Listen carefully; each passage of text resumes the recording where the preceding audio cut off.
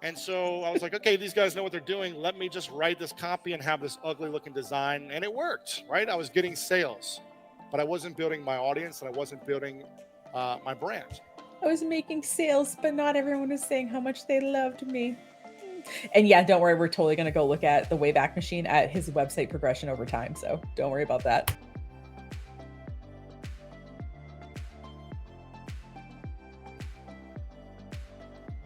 Hey everyone, welcome to Nicole Reacts, where I, Nicole, react to online marketing gurus that I find on the internet.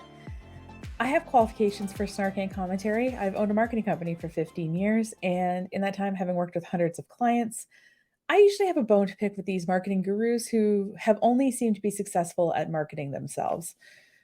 So I had my first kind of bummer YouTube moment, which is that I previously have recorded this video. It was picking up the wrong microphone. It was actually picking up the microphone that's like attached to my headset here. And so every time I moved, you would hear like rustling. So this is a re-record, an attempt at all the content I had before. But if it seems like my reactions aren't as spontaneous as usual, that's why. I'd like to thank everybody for helping me get toward monetization on this YouTube channel. That's right. If you're seeing ads, I'm not making money. That's YouTube making money. So if you want to help, feel free to subscribe to the channel. I really appreciate it. I do these reaction videos weekly, and I also do periodic tutorials and live streams about internet marketing stuff. So this channel is sort of part anti-MLM, part social commentary, part internet marketing. I think it's like a fun combination. So hopefully you stick around. Now, if you're deciding to stick around and you want to just see what else is in this particular series that I'm calling Nicole Reacts, you can check out the playlist on the YouTube channel. Also, if you go to the blog, there's a Nicole Reacts section, and you can watch all of the videos that have ever been recorded there. And I've been doing this for over a year, so there's over 52 videos. Yeah, it's fun. So today's person is Lewis Howes. Now, you probably have heard of him if you've heard of any of the gurus, because he's been on Marie Forleo's podcast. He's been on Tony Robbins' stage, right? We're seeing the connections between some of the people I've covered here previously. So Lewis Howes has a podcast called, wait for it, School of Greatness. And the format of the podcast is interviewing subject matter experts. Now, I love a good interview podcast when the person's actually good at interviewing. And I know that in the past, when I talked about interview podcasts, I always use Terry Gross as an example. She hosts Fresh Air. She's a great interviewer, and she's a great interviewer for a bunch of reasons. But the three main ones that I really like is, number one, she always like researches the people when they come on. So for example, if she's having an author come on, she's read their book, and she's going to like pull out on page 68 you mentioned, and she'll like pick out these specific quotes, and you can tell that the person is like, oh, you actually read the book. They're probably used to talking to press people who haven't read the book. So yes, she researches the person that she's going to be talking to so they can have an actual deep conversation. Number two, she is a great proxy for the audience because she doesn't ask like, so tell me about how you grew up, because she wants to ask the deeper questions. So she asks the deeper questions while also making the guest feel very comfortable. So I think that's good because you want to strike that, the Ed Milet video I did, he was really like kissing the butt of the person he was interviewing, and it was really awkward. You want the interviewer to be not hostile. And also, you don't want it to be like a giant commercial for the person they're interviewing either. You want a real conversation. And Terry Gross definitely has this. And the third thing is that while she'll introduce like a personal anecdote or something every now and then, she's pretty middle of the road. I actually didn't really know much about her until I read her, I think it was an autobiography called All I Did Was Ask. It's a good book if you want to like read about Terry Gross. Now, Lewis Howes is none of these things, sadly. And I've tried to listen to his podcast before, but like his interview skills, I mean, he has a platform, he has a microphone, he has a nice studio, but just because you have those things doesn't make you a good interviewer. And I wasn't sure how to demonstrate this. So this is what I want to do. The last interview I listened to that I thought seemed really awkward was one he did with Esther Perel. If you don't know who Esther Perel is, she is a French couples counselor. So she has at the very least a master's degree, but I think she might have a doctorate. And in terms of content I've listened to a 1 hour interview with her done by somebody else. And I've listened to like 3 of her podcasts. So, I've consumed probably about 2.5 hours of her content, and she's got a great like way of explaining things. She has this lovely French accent. And throughout this interview, I felt like Lewis Howes was like he was kind of interrupting her, and it was almost like I don't know. It wasn't like this easy conversation where I felt like I learned a lot about Esther Perel. I felt like I listened to it a couple of years ago, but it looks like it was uploaded to YouTube 7 months ago. Time's weird now, right? I'm just going to pick a random part of the interview and we're going to listen for like 2 to 5 minutes just so that you get the idea of what I'm talking about here. All right. So I'm just going to go to a random spot here. That's ambivalence. What does that mean? Meaning that you have to be able to live with the contradictory thoughts and feelings of what you like and what you don't like, what makes you want to be here and what makes you not want to be here. What happens when we don't accept that though? And we like, hopefully they'll change out of this or grow out of this thing that I don't like about them. What happens No, Louis. when we're in that space? That's not how relationships work. I'm not even a relationship counselor, and I know that. That means that when you get married, you're not just making a deal with your partner, you're making a secret deal with yourself that this is going to change. And then when it doesn't, you get very upset or pissed because your deal with yourself, which you never said out loud, it's the private bargain you do with yourself. And all of us, when we pick someone, make private bargains with ourselves too. And it's often that bargain that is broken more than the one, because the partner never promised you that this would change. Exactly.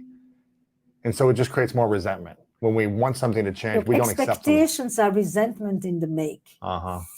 The more expectations you have, the more things you can be disappointed of afterwards. Right.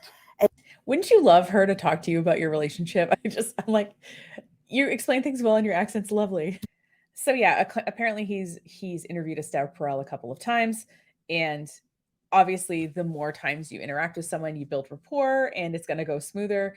But I feel like the first interview, wherever I was listening to that, I swear it was at least 2 years ago because I was in my old apartment, and I remember thinking, gosh, he keeps like interrupting her and this feels really awkward and he's asking her really basic questions. But I don't find Louis House to be a particularly good interviewer. I don't think he's bad. I just don't think he's like, for the fact that his whole platform is interviewing other people, I don't think he's necessarily has like, I don't know, deep skills in that particular thing. But anyway, now, of course, on Nicole Reacts, we talk about these gurus and kind of what they present. So what I wanted to do for today's video was find a video where he was talking about something that he was an expert in. So this video is how to build a personal brand in 2021. So obviously it's a couple years old, but people weren't talking on stages for a little bit there. So it's about 10 minutes long. And right away, you'll see that he references 10x growth. And he is presenting from the stage of Grant Cardone's 10x growth conference. So even more guru overlap than we were expecting. So let's see what Louis House has to say about personal branding. Today, I'm going to talk about how to build a celebrity personal brand and really how I 10x'd my business by doing that and building a how to build a celebrity personal brand. And he's talking to a group of people who are not celebrities. So sounds relevant. Mass audience. And I remember having a Skype call with a guy named Grant Cardone about 7.5 years ago. And I asked him at the very end of this call, I said, what would you do differently? What would you do differently with your time, with your money, with your investments?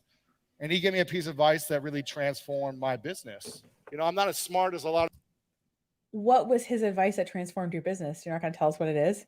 these speakers that have been up here in certain things. I just try to do things very simple and execute over and over and over again and be myself.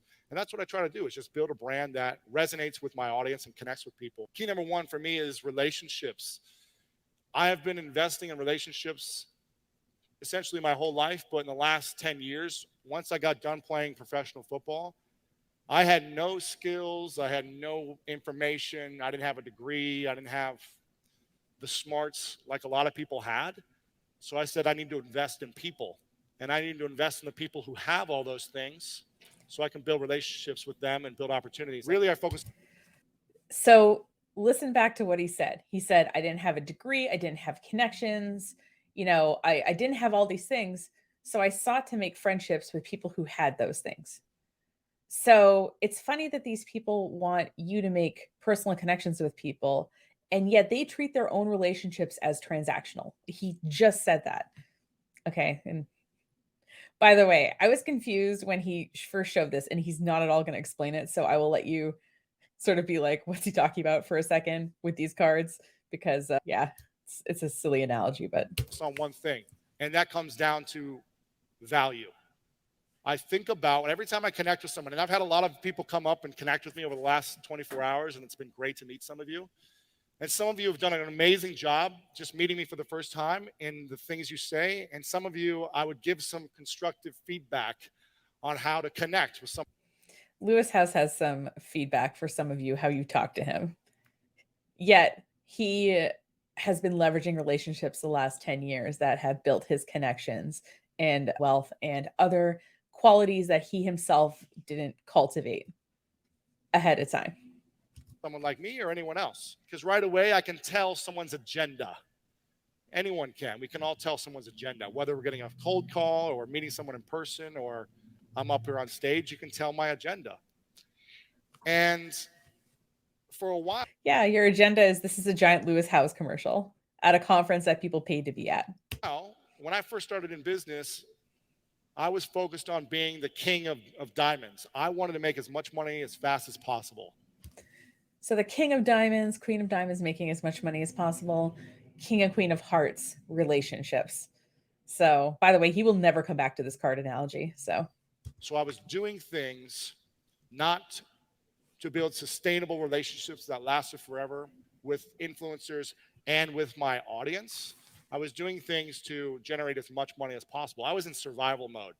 And I said, I got to make money now. I think some people are focused only on how can I make as much money as possible, as opposed to how can I add a lot of value and make money and we all win together.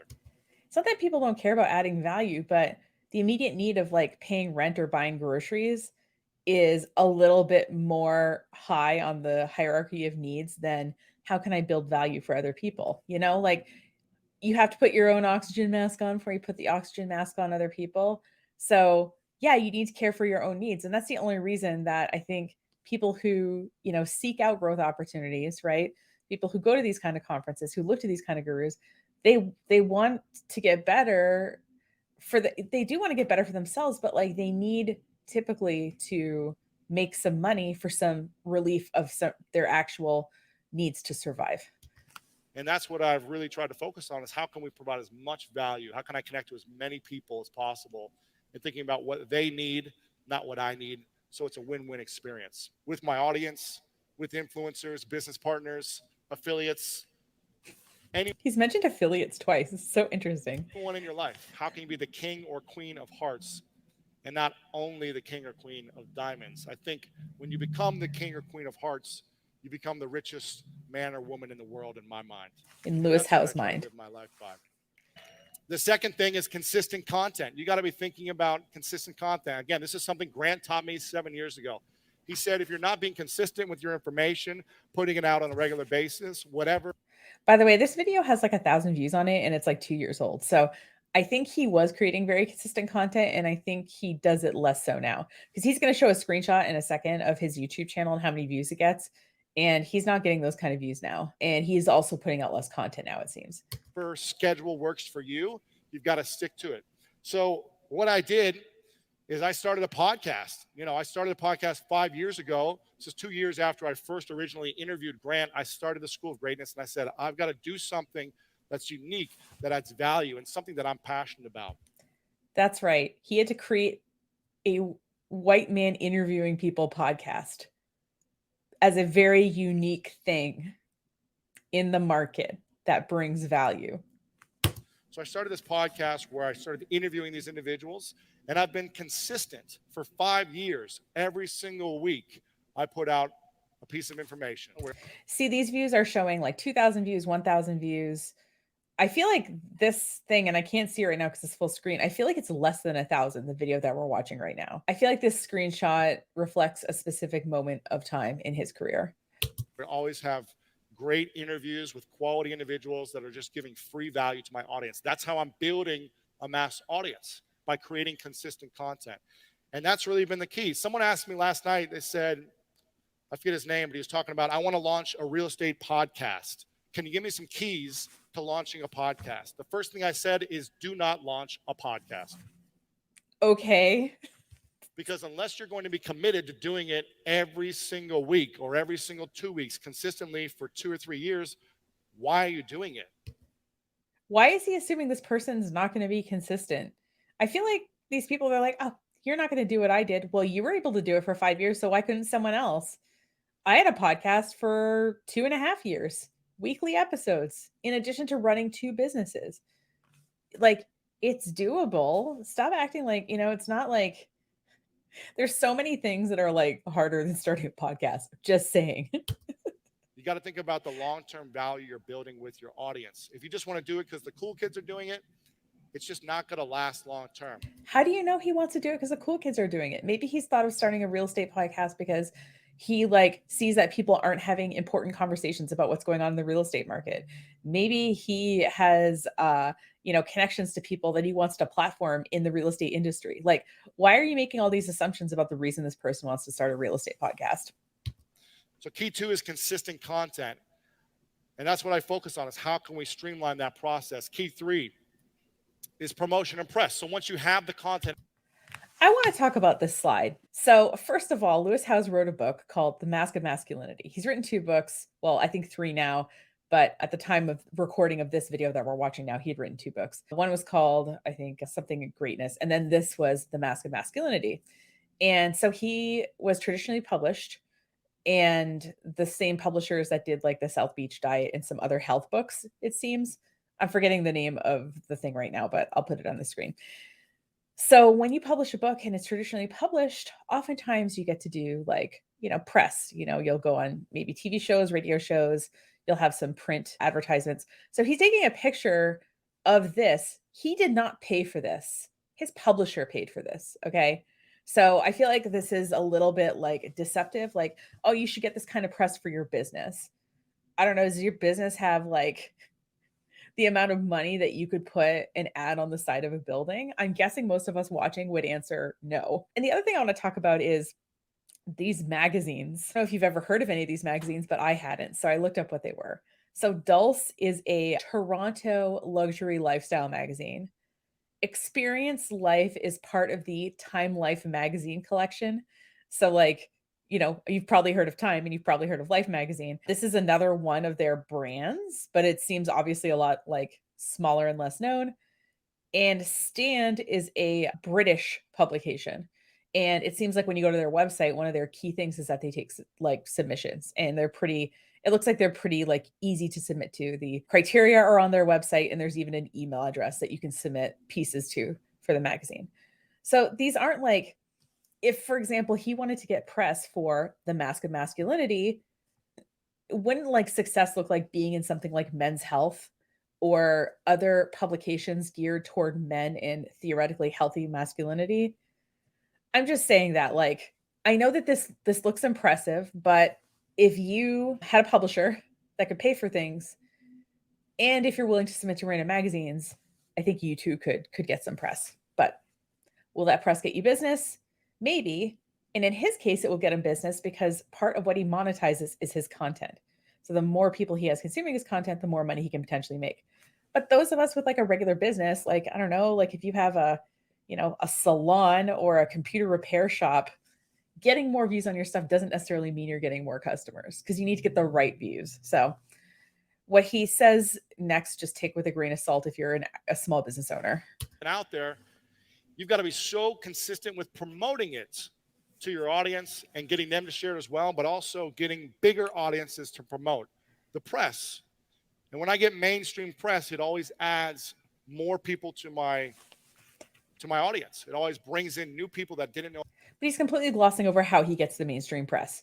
So like I said, the side of the building, it's his book, paid for by his publisher. About me. And there's nothing more than Ellen holding his book likely got on the show through his publisher. Okay. Pinnacle of getting press, where Ellen holds up your book and says, this is one of the most inspirational people I've ever met. Go read his book. I feel like I'd rather someone else that's not Ellen hold up my book, my theoretical book, but I digress. And download his podcast. It really doesn't get bigger than that for someone like me and my It does get bigger than that, especially now. This is pre-Ellen's fall, I'm guessing. Space. And yeah, it's promotion and press. Promotion, I'm constantly thinking about it. Good Morning America, talking about his book. Do we want to guess how he got on Good Morning America? His publisher. Ding, ding, ding, ding, ding. How can I elevate my message so that he didn't elevate his message? His publisher elevated his message. the press wants to have me on? So they want to feature me to a larger audience, a mass audience. And I started with press early on from just local. People in Columbus, Ohio. I was doing local radio, local TV, local magazines, local newspapers, and went regional, then went national. Okay, then if it was a progression for you, why not illustrate the progression? I think that would be powerful for the audience watching this because they're starting maybe from nothing, right? And so their first step would be local press. So why not show that progression? Are you trying to kind of make a bit of a rags to riches story here when it's really your publisher coming in and sort of creating these opportunities? Or, was there a progression and you don't want to show what you looked like at the beginning of your career? Like how maybe you knew, you were less polished or whatever at the beginning, but like why not show that? If you're proud of your progress, why not show the progress?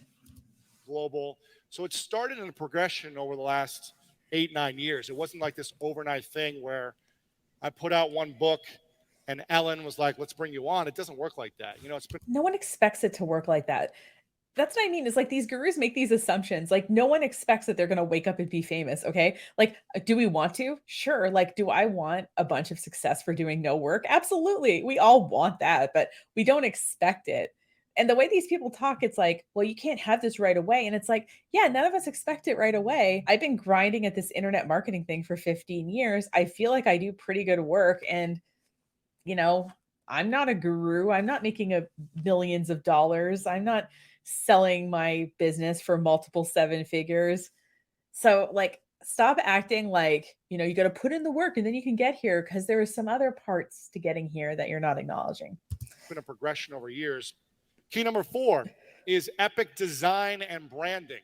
Now, I learned this early on because I remember back in like So in the first Jeff Lerner video I did, I talked about this, how like, if you look at like millionaire mentor Jason Stone, if you look at Jeff Lerner, if you look at Gary Vee, although less so Gary Vee recently, if you look at their older stuff in particular, all the branding for the like masculine branding, it's like black, white, and either red or yellow. So this is kind of funny. He's like yellow epic branding and then the red car there. So black, white, red, yellow. Kind of funny.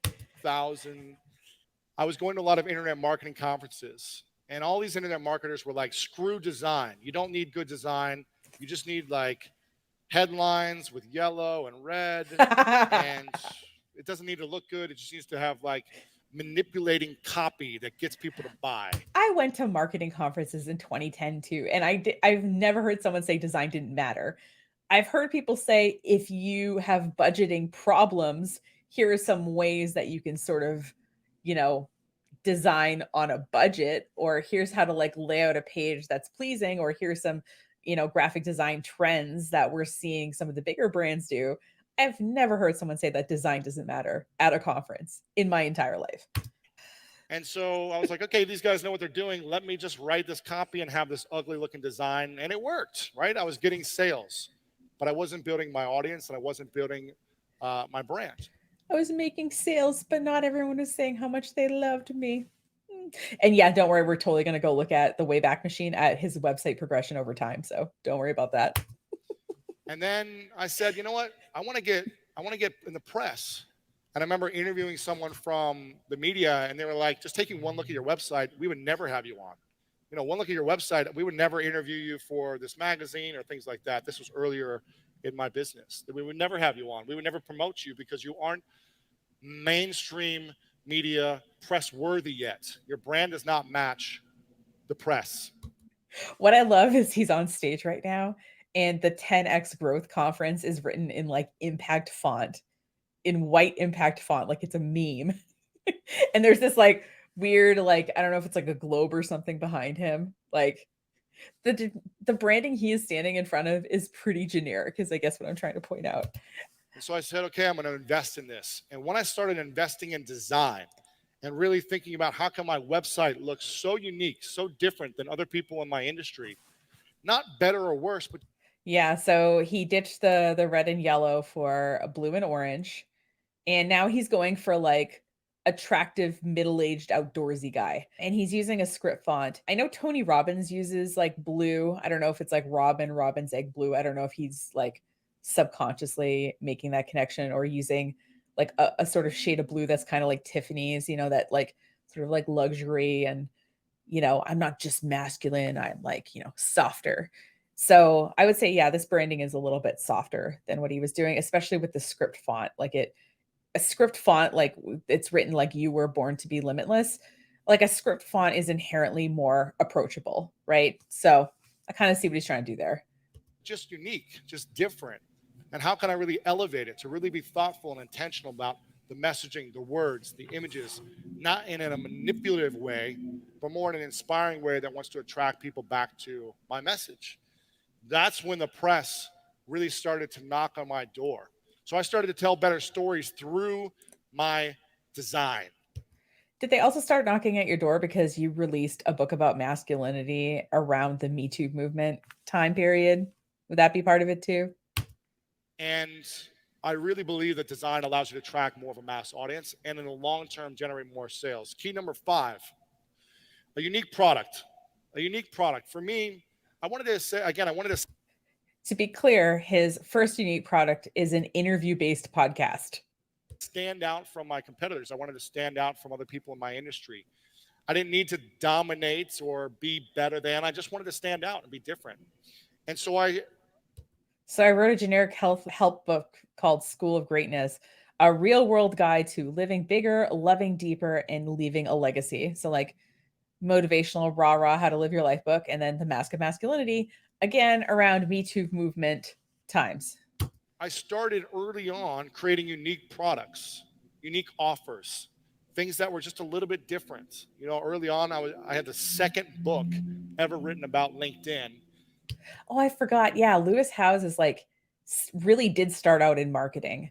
I forgot that about him. Yeah, he was kind of like a LinkedIn, Facebook kind of guy, like helping you market your business. And look at him now, motivational guru speaking on stages about business nothings. Back in 2009, and there's probably like 1,000 LinkedIn books now. I wrote a book called The School of Greatness. It was a New York Times bestseller. There weren't a lot of people in my space who were going more mainstream, bigger books like that. There weren't people writing self-help books. I'm looking up when this was written. Okay, guys, I just looked it up. School of Greatness was published in 2015. So he's saying that in 2015, there weren't self-help books on the market about how to live your life and be like the greatest version of yourself. Really? Come on. Then I pivoted and wrote a book about masculine vulnerability. There are no online marketers talking about that. I don't know if I'd consider him an online marketer still. I think he's like a motivational guru now. But, I will say someone who looks like him talking about vulnerability, I think will be better received by the kind of men who need to hear that message than other kinds of people saying that message. So I will say I applaud him for putting this message out there. There have been some problems with the way he's put the message out there with this book. I'll link an article that I referenced the last time I recorded this video yesterday. But essentially, he gives these examples where it's like you think he gets it, and then he gives an example and you're like, oh no. Like in the book, he talks about how he was mad at his girlfriend. So he went out and he beat up a teammate to a pulp. And then he like went home and like showered and gave himself a talking to. And it's like, okay, so you're mad at a woman, so you go beat up another guy. Like that doesn't seem like healthy masculinity to me. But anyway, there's other examples too. He's done in interviews where like when he talked to Marie Forleo about his book and she asked like what advice he would have for her mostly female audience. And basically he was like, be understanding of men and what they're going through. Like, let's do some more emotional labor for men. And let's like, rather than asking men to change or, having some concrete ideas of how to change or how to help your man, be better or be supportive in his non-toxic masculine journey. Like it was like, oh, you just need to be more understanding. Like, cool, thanks. I can guarantee it. There's just not many people that are willing to reveal themselves in this space and talk about those things. And for me, I felt like that was the thing that I needed to do to help support my growth maybe the thing that's not going to make me the most money, because Yeah. this book doesn't make me a lot of money. Yeah, I'm guessing a lot of guys don't buy this book. I think it, like I said, it is important that he's putting his face to non-toxic masculinity and willing to have the conversations. Lewis, I give you points for being willing to put it out there and have these conversations. I think it is important. Even if you're not having the conversations perfectly, I think it's still important. But it gets me the press, it gets me the attention, it gets me the audience, it gets. Oh yeah, you got me the press and the attention. Let me look at when this book came out. Okay, so this book, I just looked it up, came out in October of 2017. And the Me Too movement, if we try to put a date on it, launched in January of 2018. So he launched it prior to the movement, but it coincided with the movement, which I think is kind of powerful. The people that connects to their heart on the deepest level. And when I connect to someone's heart, I believe that they'll stay around for a long time. They just want to be in the ecosystem of the content I'm putting out and what I'm providing. My event, this is a unique event. I've never been to an event done this way, this big. He held a business conference. With the type of audience that's here, with the production level. I mean, they've done an incredible job. Grant's done an amazing job, and essentially a year figuring out how to do an event and put together one of the biggest events. Clap it up for Grant for putting this together. Clap out for Grant for taking our money. Yeah. So I remember thinking about doing my own conference a few years ago. And I said, there's a lot of conferences that are done just the same. And I wanted mine to be different. So we created a unique environment in our conference. We're in this beautiful, opera style theater. I've been to 3 conferences in opera style theaters, Lewis. How is this different? And it's connecting on a different level, as opposed to just a conference ballroom like most events we're at. So you got to have a unique product. I held it in a slightly different venue than a ballroom. Very unique event, guys. In my opinion, it's got to stand out. It's got to be different. And I'm constantly looking at how can I create new products. Grant always tells me, he's like, you got to have more products, man. You got to have more products. He's always telling me to create new products. My team's like, we got too much going on. We got to just focus on what we're doing. Grant Cardone is unfocused and wants us to do a bunch of extra work. Let's do the work that we have. Good job, Lewis Howe's team. Way to hold him back. So I try to balance what Grant is pushing me to do and what my team says we need to do. But our course... Your team knows better than Grant Cardone. Oh, look at the names of these. Something Legacy and 7-figure webinars. Yeah, super unique products. That's right. You could join a web thing of how to make webinars. If you don't want to join Bethany Beals, you could join this one. From our books to our courses, like the way we create them, the way we develop them, the way we add value, it's all unique and different. And that's what... It looks like a typical course. There's modules. I see them. There's video modules. Like, how is this different? If you keep saying it's different, that doesn't make it different. I focus on how can we be unique and stand out. It's easier to sell something when you stand out and you're different. If you're looking for more greatness in your life, make sure to check out this video right here. And also check out our free PDF, The 3 Secrets to Unlock the Power of Your Mind to help you change your life. Download it right here. Oh my God, we get it. You can point to things. All right, now we're going to go take a look at Lewis Howe's website through the years, because he talked about how crappy his design was. We're going to go back to 2010 with the Wayback Machine, and we're going to look at his website at a few different time periods and talk about the different design decisions he's made and what he was selling back then versus what he's selling now. Hey, it's next day, Nicole. That's right. I ran out of time because a client, I forgot, had moved a meeting an hour sooner than it had been previously scheduled. So this is what happened. So it's a Saturday afternoon. I'm alone in my office and going to record this now. So I wanted to look with you at Lewis Howe's website. Now, remember he said that the spammy internet marketing people in the 2010s told him to do these, things to his website, and that design didn't matter. And while he was making tons of money, he wasn't building community. So what I want to do is look at his branding over the years, see maybe if there was some co-branding happening with the different books that he's published, and see what he has for sale now. So we're going to start with the Wayback Machine. All right, so this is the Wayback Machine. In case you've never been here before, you type in a URL, and if it's been indexed by the Wayback Machine, there is a screen grab of what the website looked like at a period of time. Before we recorded, I tried to look at the 2008 first screen grab it has here, and it's just not loading any of the elements anymore. So it looks all kind of gobbledygook. So we're going to start with the way the website looked in 2009. Now, to remind you, looking at this publication schedule, he wrote his LinkedIn book in 2009. So I'm expecting the website to look like this LinkedIn book cover, at least a little bit, because that's what he was doing at this time. So let's go to November 9 of 2009. I had been in business for almost 2 years at this point. And yeah, if you look at this, right, LinkedIn, if you look at the LinkedIn's branding, especially the way it looked back then, it was sort of black, white, and blue. And as you see the way Lewis Howes is written, it's kind of like mirroring the LinkedIn branding. So it's almost like he branded his website to kind of match LinkedIn. Not the exact shade of blue of LinkedIn, but close. So as you see in his sidebar, he has learn how to maximize your LinkedIn profile, LinkedIn lifestyle. And then he also has in the sidebar that he's a sports networker, Sports Executives Association. So he's, author, speaker, entrepreneur is what it says under Lewis Howes in his header there. But it also, there's a nod to some sports stuff going on here. What I find is interesting with this design is you see what he looks like, right? And if you've read like a newspaper and there's like an opinion piece or something or a regular columnist, sometimes it does this sort of profile and then their name next to it in a similar style, at least in a couple of newspapers that I used to read pretty regularly. So it's almost like he's making himself look like LinkedIn / a newspaper, the way that this is branded.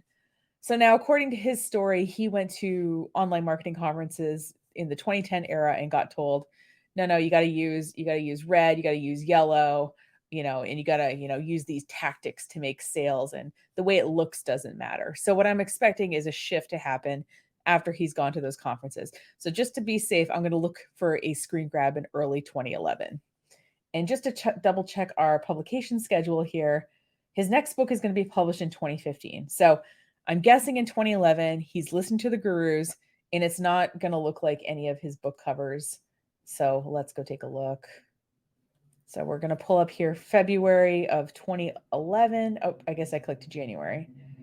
Okay, his branding still looks very similar to what he had, the sort of LinkedIn co-branding stuff. The template has changed slightly, but not enough. Let's go a little bit further, a little later in 2011. We're going to go in December. Maybe he needed a little more time to implement. Okay. So as you see here, is kind of getting away from that like sort of newspaper columnist look.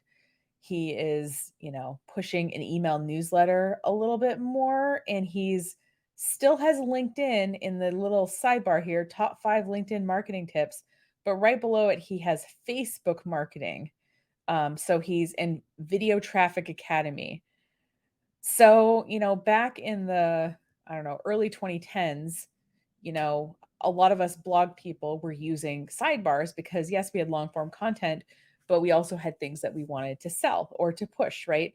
Whether it was, looking at the categories of our blog, whether it was, press mentions, whether it was links to other blogs that we liked to read. We really did use the sidebar a lot back at that time. I feel like now we're doing a lot more stuff in the footer. And now the sidebar doesn't even really load if you're on a mobile device, and most traffic these days is mobile. So I don't see the influence from the gurus yet. And he has launched a podcast called School of Greatness, and it looks like here, episode 7. And here we are, March 2 of 2013. And we know that School of Greatness is published in 2015, the book. So he started with the podcast, turned the ideas of it maybe into a book.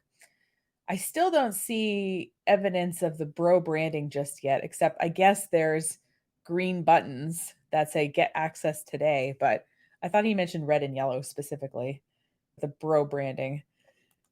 Let's hop to the end of 2015. So at this point, I think the book has come out, at least theoretically. This is 2014. Okay, here's a big jump in the design.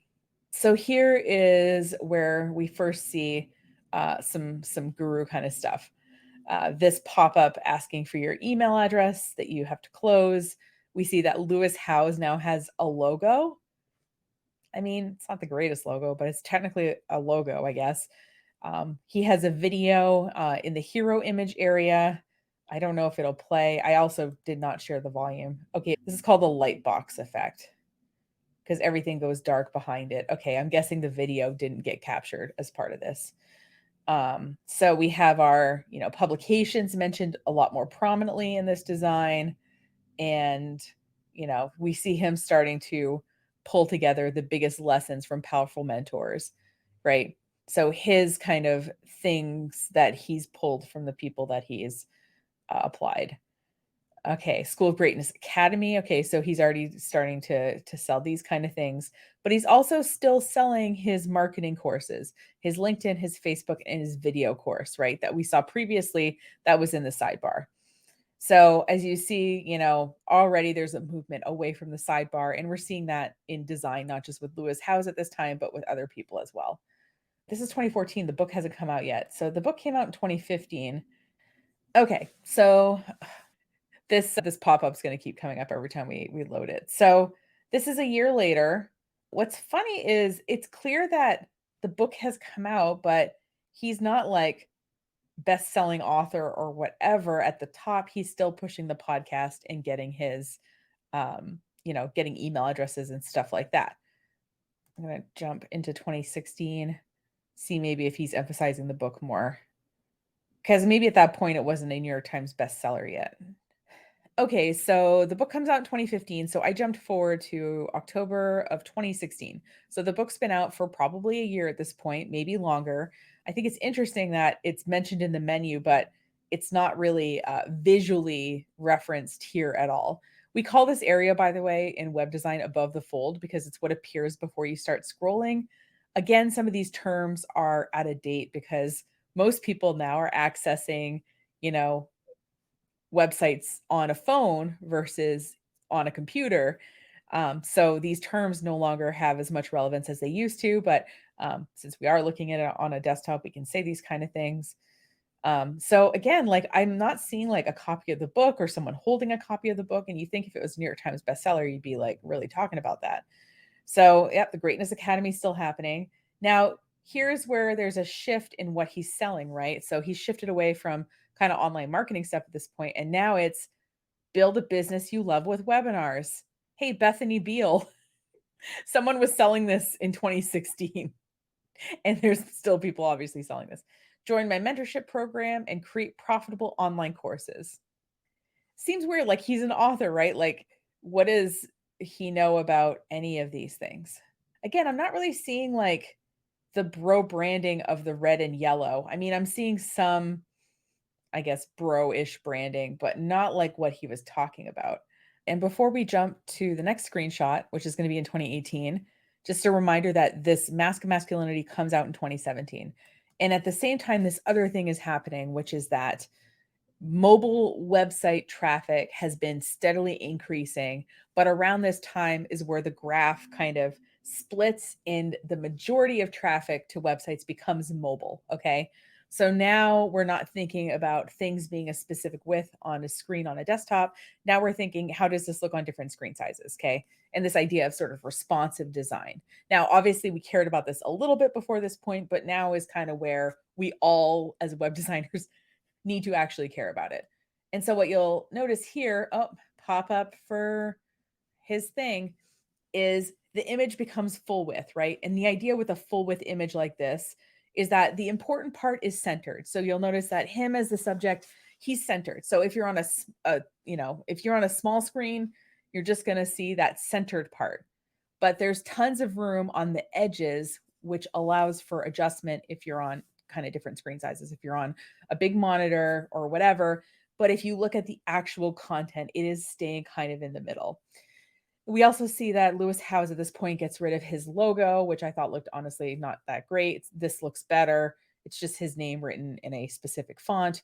And you see that he's using the branding that he was referencing in that Grant Cardone piece that we just watched. So he was doing that in 2021, personal branding in 2021. So I'm guessing this branding lasts for a little while if he's referencing it in that talk.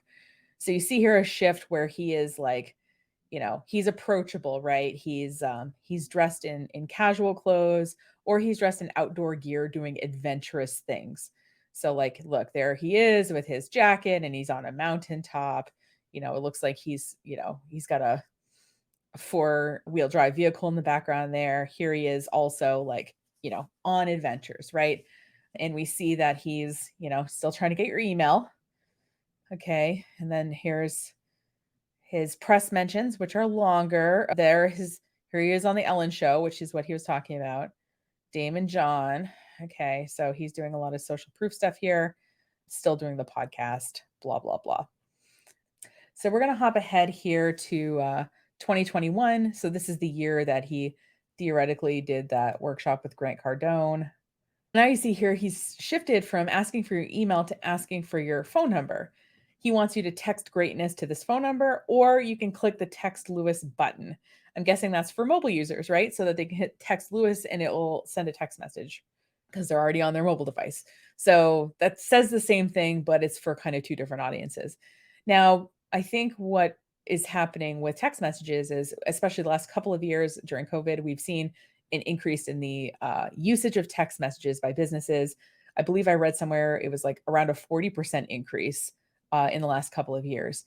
And no doubt, if you bought anything online over the holidays, you were asked for your email and for your cell phone number to get the full discount. And I think the reason is that text messages actually have an over 90% open rate, and then a click-through rate. So like if you share a link, like 30 to 40% click-through rate on those messages. So they're actually pretty effective in terms of a marketing sort of strategy, right, to get those kind of numbers. And I looked into getting something set up for a client that has a list of approximately 200 people. And for her to send a text message, I think it was going to be around, $2-ish plus a $2 monthly fee. So if she had to send 4 text messages a month, because she has like a weekly service, that would be like, $2 to $3 per time plus the $2 a month charge. So okay, $3 times 4 weeks is $12 plus the $2 monthly charge. So you're looking at like less than $15 a month to reach those 200 people on a weekly basis. So a very affordable kind of service. Okay, welcome to your school of greatness. And so I think now he's gotten to the point where he has so many episodes, like over 700, I think. So now he's dividing them up into different kinds of sections. Now, obviously not everything is like loading super well because this is a screen grab of the website. But we see here that since he hasn't written a book recently, he's going to be promoting more of an online community and things like that. All right. I was going to scroll and look at what products he was selling, but this website is not loading great on the bottom. So what we're going to do is go to Lewis Howe's website right now and see what he's selling. So this is his website as it is today, the day I'm recording this, February 11. And as you see here, it's pretty pared down. We still have the text Lewis message being the key one. And we see this sort of guru collage, which I think is a weird visual choice, but anyway. And if we scroll down, we still have, the different categories for the podcast, which I think is smart when you have a lot of content. Sometimes it can feel overwhelming. And then obviously we have his press things, and then his story. Okay, so he's still pushing the online community in the podcast, the books. Then he has the Summit of Greatness. I don't know what that is. Let me hover. Reach your ultimate human potential with host Lewis Howes and many world-class speakers. Okay, I'm guessing that's an event. Greatness Coaching, take your life and business to the next level. I'm guessing this is where you pay for him to be your coach. And then you have the Chasing Greatness documentary. Ooh, I'm wondering if this is another self-funded documentary, Rachel Hollis style. So there is the Greatness Library. So these are all his books. I think this Greatest Mindset one is just coming out or is in the process of coming out. I think it's very new because I haven't heard much about it. And you'll see the Millionaire Morning was referenced in that video with Grant Cardone thing. He showed a slide of people holding up the book cover. So this has been out for at least a couple of years. So it looks like he puts out a book every couple of years. And in general, he probably makes his money selling online courses and coaching. I'm guessing the coaching makes him some money. So just to be super clear, we're going to his programs, Greatness Essentials. Okay. The Greatness Academy is the learning community for growth-minded entrepreneurs. Okay.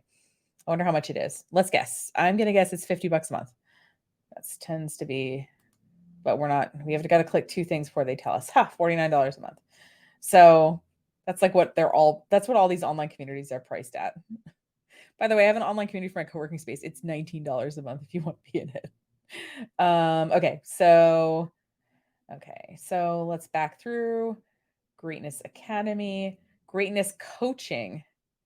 I will coach the 3 teams of your life: wellness, relationships, business. Oh, I have to apply for coaching. Are you going to tell me how much it costs? Why do I need to apply? Lewis and Team Greatness, we believe the community is key. We're currently curating the Greatness Coaching team and want to be sure every member is a great fit. The program is a premium investment, and we are committed to creating an incredible playing field for this high-level program. What is the purpose of scheduling a call? So they can upsell you the program without telling you the price now. They want to give it to you while you're on the phone and excited about it, and then get your money at that point. What is the timeline? It's been developed as a 3-year-long program with a 1-year commitment. Okay, so it's a high program, probably with a monthly rate that's probably quite high. Am I a great fit? Okay, we're looking for high-achieving, high-performing people who are ready to take their life and business to the next level. If you are someone with a positive attitude, growth mindset, and believe in achieving your dreams is within your reach, you are well on your way to being a fit for this program. And we look forward to talking to you and to see if your application meets the necessary requirements. AKA, we're not going to tell you how much it costs till we're on the phone with you. Got it. Join the wait list. Oh, we're so busy. We got a wait list. Okay. So we've got a $50 online community for the poors. And then we have a coaching for the rich. And then, oh my God, he's on public television. No, why are you giving public television? Why? So there's his books and then his Summit of Greatness. So get your tickets to the 2022 annual event before they sell out. Well, Lewis, time to update your website, buddy. It's not 2022 anymore. So I'm wondering if he's doing another in-person event in 2023. Oh my God, stop asking me for things with pop-ups. So as you see, Lewis Howes is your typical like motivational speaker. I'm an expert at everything and have an online community for the poors and the riches. I, you know, I don't know if he knows much about building a personal brand. I will say it looks like he's been flexible about his personal brand. Obviously, like most of these videos, you can learn this stuff from other people. And it's all stuff, honestly, that if you just listen to his podcast, you could probably glean from the experts he talks to about different things. I don't think you need to give him any money, obviously. And I think there's people who can teach you about marketing that are not him and will not cost you thousands of dollars a month and make you jump through hoops to get into a private coaching group. Now, that said, let's say you watch this video and you're like, oh, I was kind of hoping for some personal brand help. I was hoping to get at least 1 or 2 nuggets from that presentation. Instead, I got a giant commercial for how awesome Lewis Howes is. So let me give you a couple of places you can check out in case you do want to learn more about personal branding. The first thing I would recommend doing for your company, and I had a branding person come into a business group I am a part of and do this kind of exercise with us. Now, this is just an example of a positioning statement. You can also look up brand statement examples, brand statement templates, and you'll see this kind of thing. And basically, it's like Mad Libs for your business. And what it allows you to do is get really clear on what your business offers in a singular sentence. In particular, I like a format like the bottom one because I think it frames the focus on your customers. So it says for target customer audience, name of your product or service is the product category that will problem your product solves for your customer so they can benefit your product brings your customer. So let me do this for my company. I did this in the recording yesterday, but let's see if I can remember what I figured out. So for smart but busy business owners, Breaking Even Communications is an online marketing company that will help businesses uh, execute creative and results-driven marketing so they can work on the core parts of their business with the time they've gotten back. not quite it, but you see what I mean, right? And what happens is as you try to shorten this to make this a sentence you could actually say, is you come up with words that are specific. So we can pull out in my example, I like working with smart people, right? So I want to attract smart people.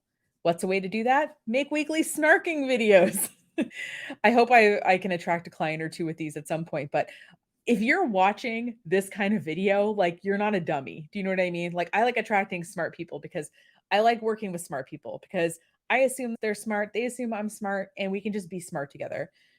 The other words that come out of mine are creative and results driven. Okay. So, smart, creative, results driven, right? These are words I'm pulling out of my sentence. And so, what I want to do, if those are an important part of my brand and the position of my brand in the marketplace, I want to make those super clear in my social media updates. I want to make those really clear on my website. I want to make those really clear when I give presentations, right? Like, these are my core parts of my message. And in, I guess, communicating those core parts of my message, I can attract clients who are in alignment with that, right? So I recommend doing this. It's a really interesting exercise, and it will get at sort of the values, the feelings, the deeper parts of your brand. So you might say, okay, that brand statement, that positioning statement, it's all well and good. But when I think about branding, Nicole, I think about like the thing that's behind you. I think about like logos, colors, fonts, that kind of thing. And we're getting there. So once you have your statement, I want you to open whatever you like to work in terms of like a document or design software. It could be, I don't know, a PowerPoint slide. It could be a document. It could be Canva. It could be Photoshop. It doesn't really matter at this point. What I want you to do is write your name in big letters. And then I want you to find a font that you feel like represents your personal brand, which like is your name for most, right? My personal brand is my name. This is my company, but I have a personal sort of identity too, right? So, what font, if I type Nicole Willette into Canva and I go through the fonts, which font feels like a creative, smart, results driven person? If I go too on the scripty side, that's not particularly readable. So I would say that a scripty font is not necessarily strong in a results driven kind of way.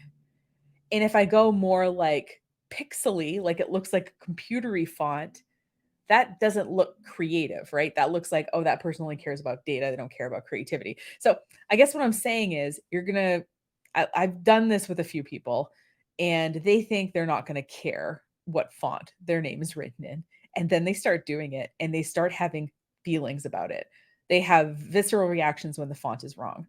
So what you can do once you find a font and you're like, yes, this communicates something, try changing the colors of, either your first name or just your last name or both, and find colors that you feel like underlines your personal brand.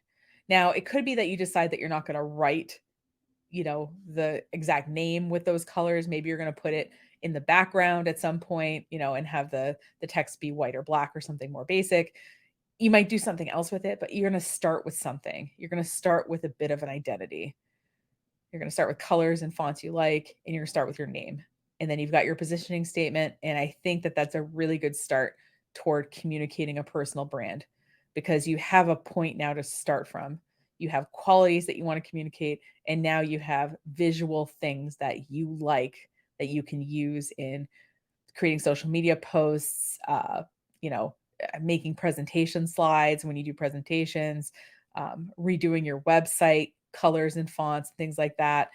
So I'm not saying that you can go through an entire, branding thing by yourself. This was not from me. Okay. What my very brief logo journey is that I was working with a graphic designer in 2008 to brand my blog. And he came up with some ideas that I hated. And the third and final idea, before I had to pay for more ideas, was a woman typing at a computer. And I was like, you know what? I like that because I might not be in blogging forever. I might want to be a technology consultant. I might want to do more with social media. This is before I was really doing much with social media. I might want to, do other things. And the computer gives me the flexibility if I want to change the direction. So that design does not look like this design. What I ended up doing was going through 2 more iterations of the logo. And then I was working with a really talented brand designer. And I told him my frustrations with my logo, that I basically took this logo that the designer did. And my previous graphic designer added glasses and a ponytail to the design, but they were like kind of pixelated when I tried to blow them up. Like it wasn't entirely done in a way that I could use the logo multiple places. And so my colleague said, like, let me do this logo for you. So this guy is a professional logo designer. And what he did is he took my logo and he made it better. He changed some of the colors so they went together better, and he vectorized it so that I can actually blow it up to the size of a billboard or bring it down to the size of, for a business card, and it's still going to maintain its crispness. This is the rectangular version of the logo. He also did a square version of the logo. And he also did a version of the logo where instead of typing on the computer, she's holding up a cell phone. And I have it both in color and black and white versions of the square and rectangle. So that's the kind of thing you get when you pay a professional logo designer, is they do those kind of things for you. Now, this is likely overkill if you're just starting off. I had this done like 10 years into my business. Okay. Like this is something that, at that point I was ready to invest time and money into, being like, okay, I'm ready to kind of commit to this idea. But if you're not there yet and you're like, you know what, I just need something for my website, I need maybe something for social media stuff and something for like a business card, you can start with your name written in a font you like, and either, in the colors that you picked out, or having the colors you picked out be sort of design elements on your business card, on your website, on your social platforms, and just start with that. And as your brand kind of grows or changes, you can decide that you want to change it. And at a certain point, when you start getting frustrated and you're like, oh, I can't do this thing I want to do, then you might be ready to talk to somebody who can help you build a logo or, a brand kind of thing like this. And, and if you just want to keep using the thing that you built and you really like it, just use that. You know what I mean? So the personal brand thing is mainly thinking through like, okay, when people think about Nicole Willette, what do I want them to think of? And when they see something, what will they say? Like, oh yeah, that's Nicole Willette right there. That's a personal brand. And, obviously a personal brand comprises more than just a logo, more than just a brand statement. But I think those two things are a really good starting off point to make you feel like you have an identity that you can start communicating to the world. So thanks so much for watching. It's been great to have you here. If you have gurus you want me to react to, if you have topics, anything like that, I'm totally open to suggestions. I've gotten some great ones from people watching these videos. You can leave a comment on this video, or if you want, you can use the contact form of my website if you're a little more shy, and tell me that feedback. Always love to hear it. And if you want to lightly keep in touch, we have a monthly email newsletter, and you can sign up on this page. You can also see past issues. I wanted to say episodes, but you can see past issues on this page too, to kind of see if the monthly newsletter is your thing, and you will get cool things delivered to your inbox once a month that will help you build your business or personal brand, in my opinion. So yeah, there's so many gurus, isn't there? I don't think I'm ever going to run out of material for this channel, which both makes me happy because I like making these videos, and it makes me sad because I don't like these people taking advantage of people and acting like they have some secret that if you talk to them, you would get in on as well. The reality is marketing it's work, it's being flexible, it's timing, it's connections, it's a lot of things. And if there was one thing that worked for everybody, I would tell you what it is. But the reality is there isn't. And it's a lot of trial and error. And if you're out there doing marketing and putting in the time, I salute you, because that's how you're going to get better at it, not listening to these kind of people. Thanks so much for watching. Have a great rest of your week, and I will see you next time. Take care.